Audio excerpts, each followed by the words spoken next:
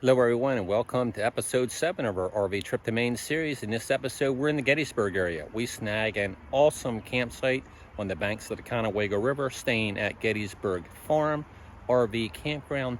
We tour the battlefield at Gettysburg. We visit with family a couple of times. We eat some awesome steamed blue crabs. And Jimmy comes up from the Reston, Virginia area to stay with us for one night. And all, we had a great time.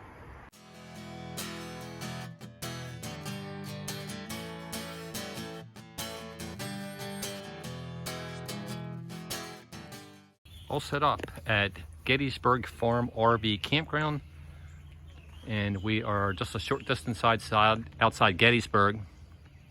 Great campsite, nobody really that close, and we are set up on the banks of the Conewago River.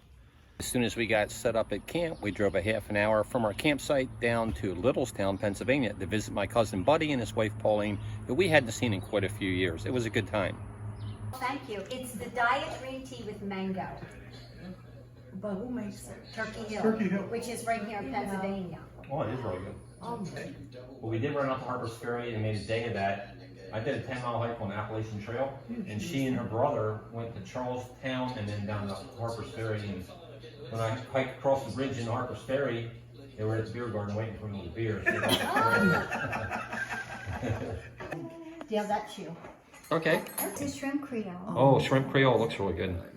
well, they live up. Was it Carl Stevens pictures in there? Underneath, I think. It only can be 5 of them.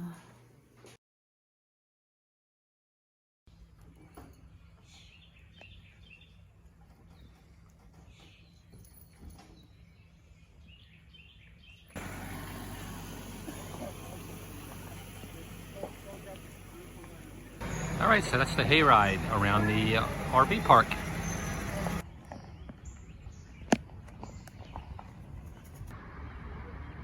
All right, setting off on a Gettysburg battlefield tour, a sunset tour. It's leaving at 6 o'clock from Gettysburg on this bus that's behind me with Beth and Jimmy.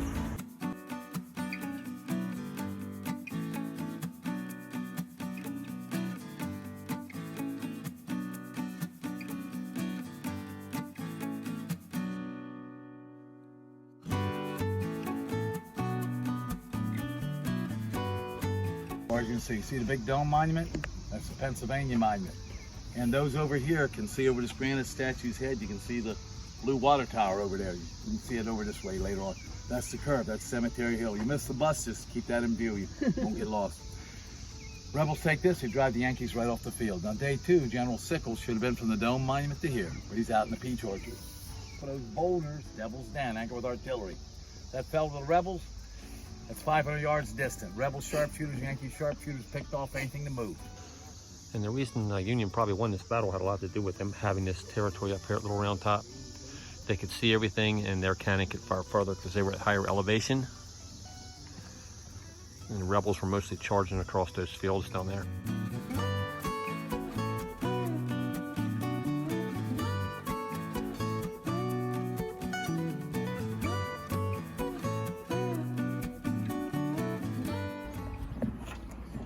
Let's do a little tour of Gettysburg Farm RV Campground. Pygmy goats.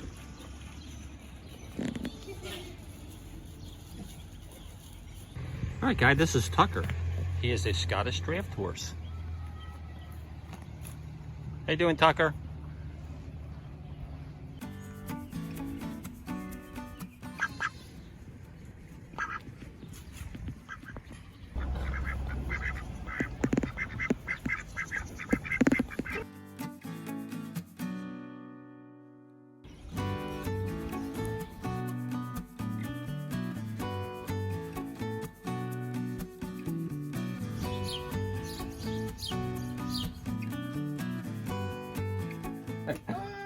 Careful goodbye for Jimmy. We don't know when we'll see him again, but I have a feeling he might cut loose and join us somewhere unexpected, but we'll see.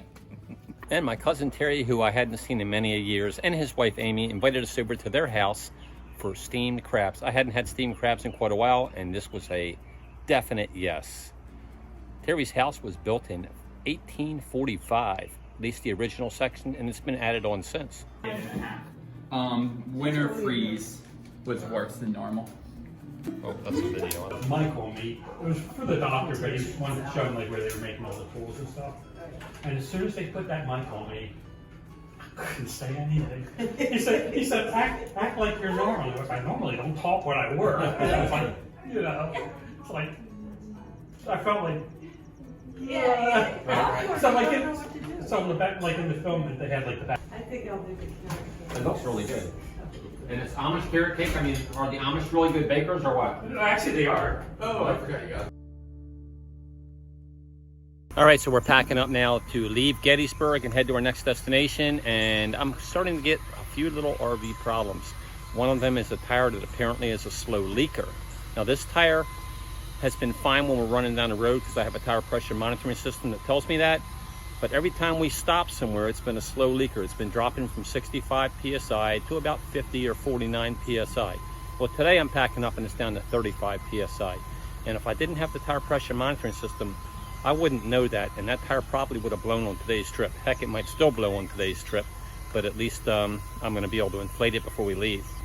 Now to look at these two tires, can you tell which one is on low? I mean, to look at them, they don't look bad. But the one on the left is only at 35 PSI. The one on the right is at 63 PSI, and that one's gonna get a couple pounds of air also.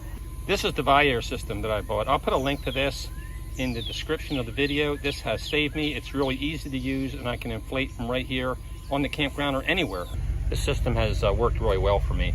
You hook it up to the battery of your RV, or you can hook it up to the battery of your tow vehicle, but in either case, you need to be getting charged. So my tow vehicle is running now, which is charging this battery. There's the actual compressor there, and it'll reach all the way to those back tires. I don't know the max PSI on it, but I want to say it's 150, so I can use on my truck tires, which my backs are inflated to 80 PSI.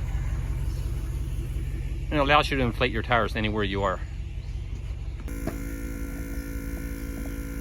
All right, so with the tires properly inflated, now I can monitor it as I go down the road with my TPMS. And if, like I said, if it starts to lose air, I can always pull over somewhere and reinflate until I can get that tire patched.